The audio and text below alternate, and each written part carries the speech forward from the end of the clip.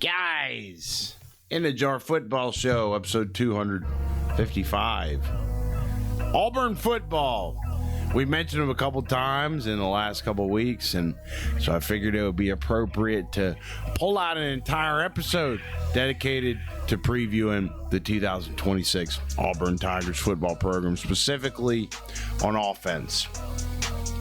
So we'll take a look at USF West for this coming season. The biggest question of all with this program, with this team at Auburn, is whether G5 level players can get it done in the SEC. Alex Golesh, of course, new head coach coming over from University of South Florida, which for some reason is in Tampa. He brings quarterback Byram Brown over, and five former USF receivers over to catch the balls of Byram Brown. Now, Byram Brown played well at the G5 level. I believe he threw for, I can't remember. I'll have to pull up my outline here in a second. We'll dig deep. We'll get into the weeds. We'll stat merchant a bit on old Byram Brown. There's a receiver that Alex Golesh thinks could go for over 1,000 yards. That's Chaz Nimrod. What a name. Chaz Nimrod. Alex Golesh, again, thinks he can go for over 1,000. It's really easy to give every team a star sticker, give every team an A when it's June and we haven't even had SEC Media Day yet. So I was a bit shocked when I saw that there are pundits out there, people who do what we do, saying that Byram Brown for Auburn is Cam Newton 2.0. We're saying that in June. I think the guy that said that covers Auburn, so we'll give him the bias pass. What kind of blasphemous world do we live in? You don't compare anybody to Cam Newton. Cam Newton, arguably the greatest college football player that's existed.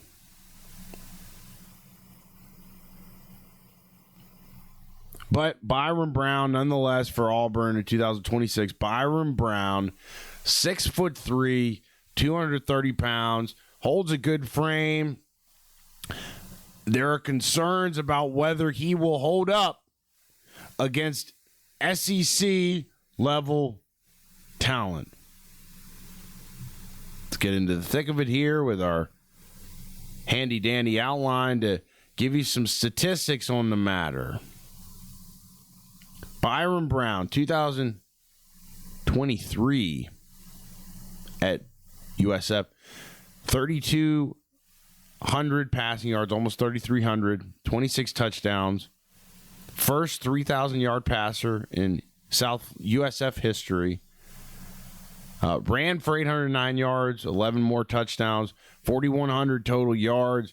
Joined Jaden Daniels as the only FBS player to top 3,000 passing and 800 rushing. In 2024, had an injury in his leg, missed most of the year, went down in Game 5. 2025, 3,100 passing yards, 28 and 7,000 rushing yards, 14 rushing touchdowns, 42 total touchdowns. Only FBS player last year with 3,000 passing and 1,000 rushing.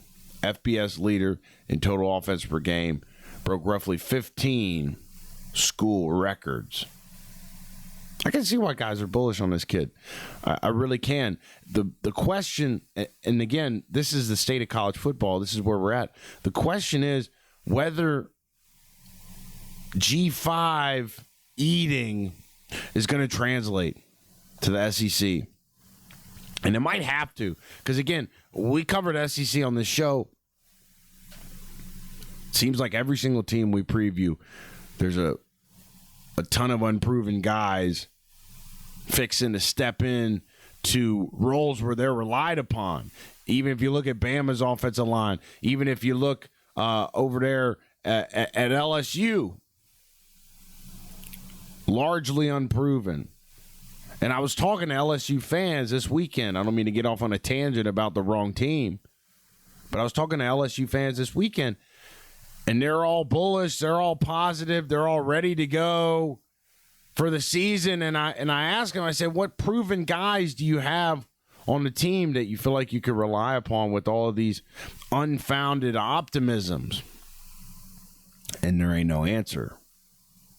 There ain't no answer. So, particularly in the SEC, but I think it's a bigger picture, bigger story. And throughout college football, I think a lot of fan bases are going to get their hearts broken hard and fast because we're building up these lofty expectations for kids that have never been in these situations before.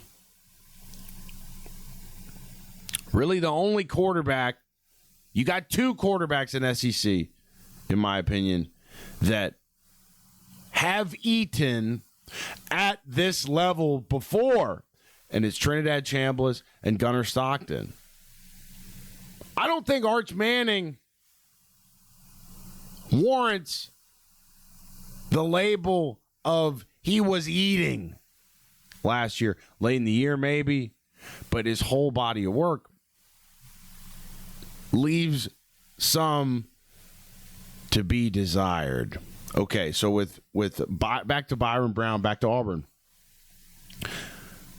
Scouting reports say that his short and intermediate accuracy lacks his deeper throws. Alex Golesh says that Byron Brown is just as dangerous running the football as he is slinging it. Auburn retains DJ Durkin as defensive coordinator. Auburn did not give up 24 points to any opponent until game 9 of the season. I keep watching that Auburn Vandy replay from last year, that game that went to overtime. Auburn opening the season against Baylor in Atlanta. Snooze fest. Dude, I can't take Baylor serious. DJ Lagway, the second DJ Lagway left Florida to go play quarterback at Baylor, I knew he wasn't serious about playing the game. I know DJ Lagway ain't serious. He had all that damn preseason. I don't mean to be a hater, man. The guy's just a kid.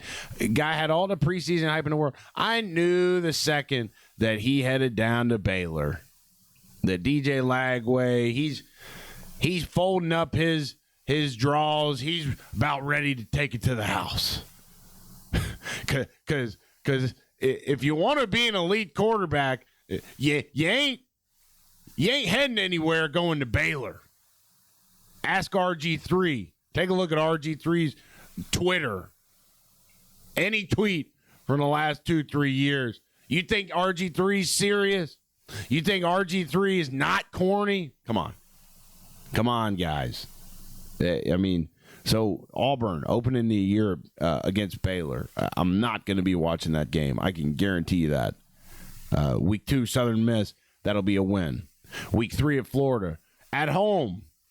Big question mark about whether Florida is legit or not. People on the Auburn side seem to think that Auburn beating Florida in week 3 is a shoo-in. In fact, I heard Auburn experts talking today saying that it'll be a disappointment if Auburn doesn't win 8 games this year in Alex Golesh's first year coaching the program, coaching in the SEC. For some reason, we think it's a disappointment if he doesn't win 8 games. Buddy, let me tell you right now, you guys, if you guys think that, you're in for a disappointing year. Because, number one, it takes coaches time to assimilate. You can't just go from a G5 to an SEC program, a respected one like Auburn at that.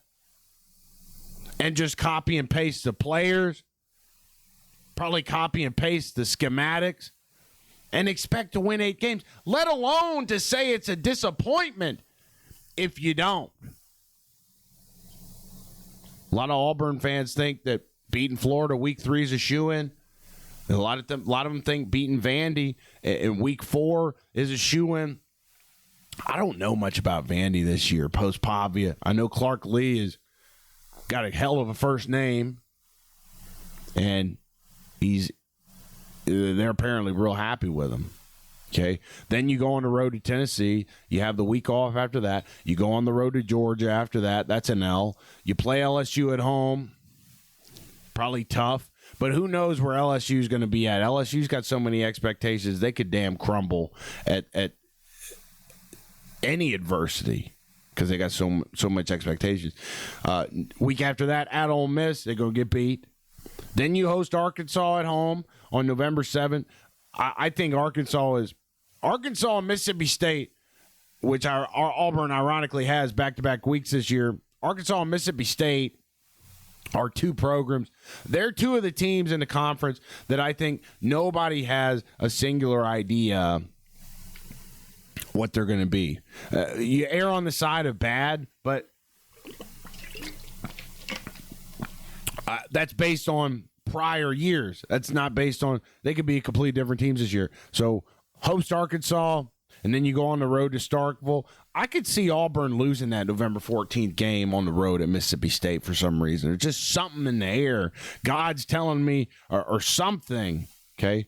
Then they host my alma mater, Samford Bulldogs. Better watch out, Auburn, for Samford coming down to pipe on November 21. Just jokes. Auburn wins that. And then you go to Tuscaloosa. You drive about 2 hours, 2.5 hours, probably on I-20 west to Tuscaloosa. And I think that game's anybody's. You know, Auburn could exceed our expectations, and Alabama. Look, at this point, I don't know why Alabama's even ranked, other than their reputation and what they've done in prior years. I don't see a single reason, other than the quarterback position, to believe that Alabama is going to be even a contender in SEC this year. I don't see a reason. Offensive line, completely unproven. They do have a good defense, from what I hear, from what I'm hearing from insiders on the spring football circuit. That's all we have to work with at this point. Dog days of the football media cycle, let me tell you. And so other than Alabama's quarterback and their defense, I don't see much reason to believe in the Tide. So, what else do we have on Auburn here? Auburn's history with first-year coaches. Hugh Freeze, year 1, 2023, 6-7. I think. That doesn't look right. It says Auburn went 6-7, but then went to a bowl game. That's right. 6-6, you're bowl eligible. That makes sense. 6-7, lost to Iowa in the Citrus Bowl. Brian Harsin in year 1. 2021, 6-7, lost to Houston in the Birmingham Bowl. Gus Malzahn, year 1, played for national title. That's the outlier.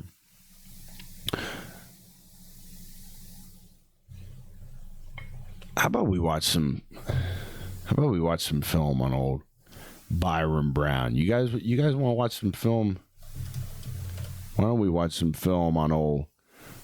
Look at this throwing motion, guys. See if I can get this on the screen here, boys. Look at this.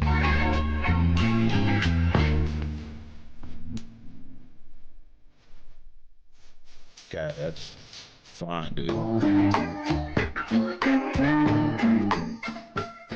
It's so loud.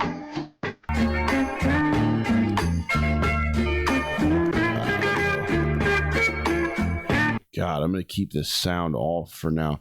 Look at that throwing motion, though, guys. He's like flaring his shoulders out and slinging it like that. I don't want to rewind it because the sound's going to come back on. God. Look at this.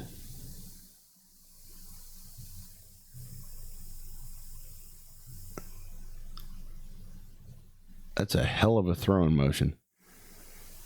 And they were saying in the scouting reports for the NFL, look at that throwing motion.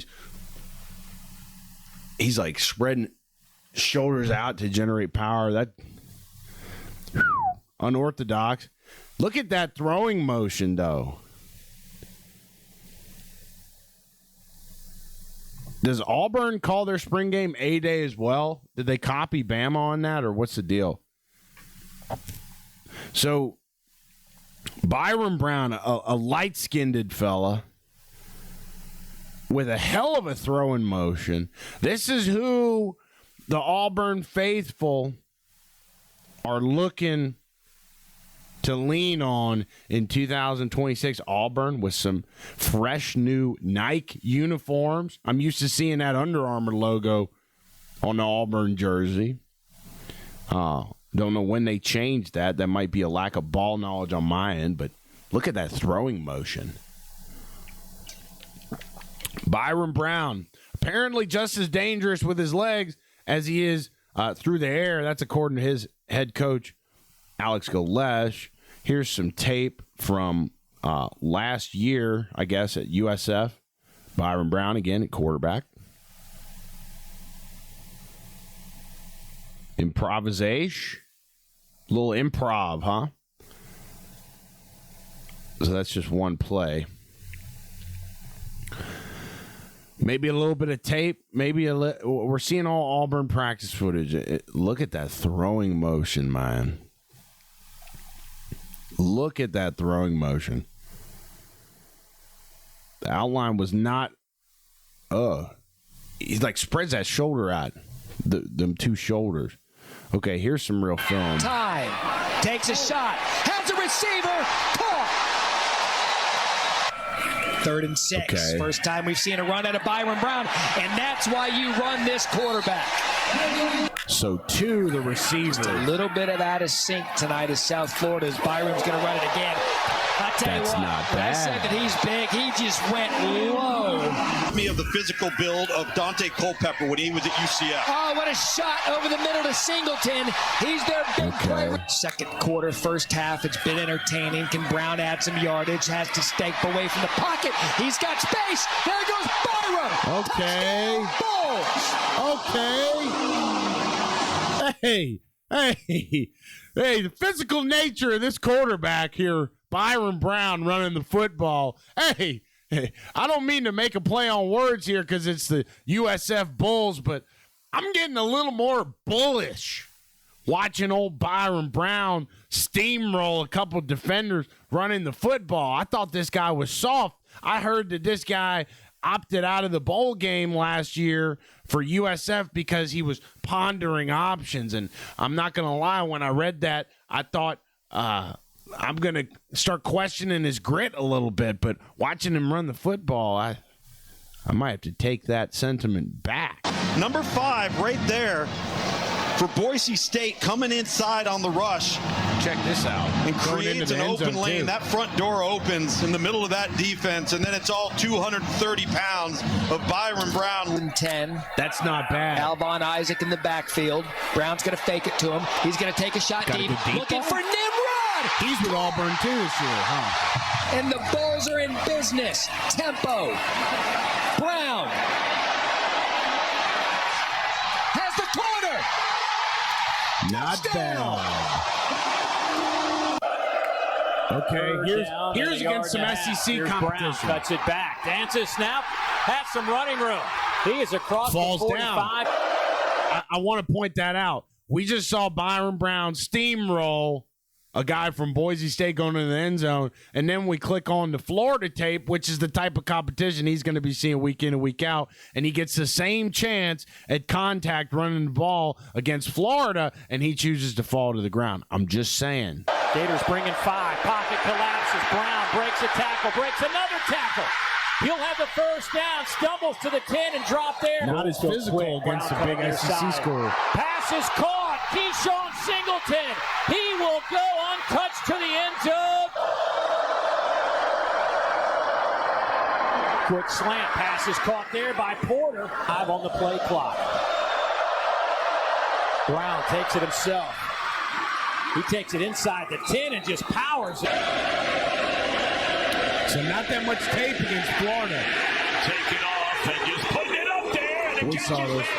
By Nimrod. And how about... Yeah, we got plenty of more film, plenty more tape. I'm going to give my screen share a rest, though, this time. I'm going to give my screen share a rest. Hopefully that ran smooth. It's about time for me to go train, guys. In the Jar Football Show. Look, so outlook on Auburn. Temper expectations. Again, I'm saying this for every single school team in SEC right now. Temper your expectations because we just don't know. It's not proven which blueprint is going to work in 2026 for Alex Golesh and the Auburn football program. It's basically South Florida West. Okay, you got 13 players coming over from USF who Alex Golesh coached at USF to come play for the Auburn Tigers. Will it translate? We just saw tape on quarterback Byron Brown. We watched tape when he's playing Boise State. He dips his shoulder down and runs through guys going into the end zone, and we're impressed. And then we see the tape against Florida, and in the same situation, he's falling down. He's not looking for contact anymore. And the highlight reel is much, much shorter. So the question is, can Byron Brown, can Chaz Nimrod, can all of these guys that came over from South Florida, and can they make it translate to the SEC week in, week out? I guess 6 wins for Auburn in 2026. Let me know in the comments what you guys think Auburn's win total is going to be. And, of course, if you're new to the channel, welcome to the show. This is our daily Southeastern Conference-centered college football show. I'm your host, Clark Dupree. Make sure you subscribe. We're on the up and up. Instagram, In the Jar Football, Twitter, Facebook, Reddit, MySpace. Get on all. Hit all of our pages up for me there. Really appreciate you guys jumping in and hollering at us. We got somebody in the chat. Lane Kiffin make LSU Booster Club Baton Rouge people surprised. Interesting. LSU, we might do an episode on them here soon. If we're talking about tampering expectations, LSU might be our shining example. So, for the latest in SEC, raw, uncut, unedited, we never edit this show. Hit the subscribe button. This is the only college football show with a little bit of personality to it, in my opinion. There's great people out there to cover college football, but they ain't us. They don't want it. They can't be us. So hit that subscribe button for the latest in college football, particularly in the SEC. And we'll see you guys back here tomorrow for our daily show. In the Jar Football Show, leave a comment. Let us know what you think, which team you want to see us preview next. And with that, we will see you guys tomorrow. Peace.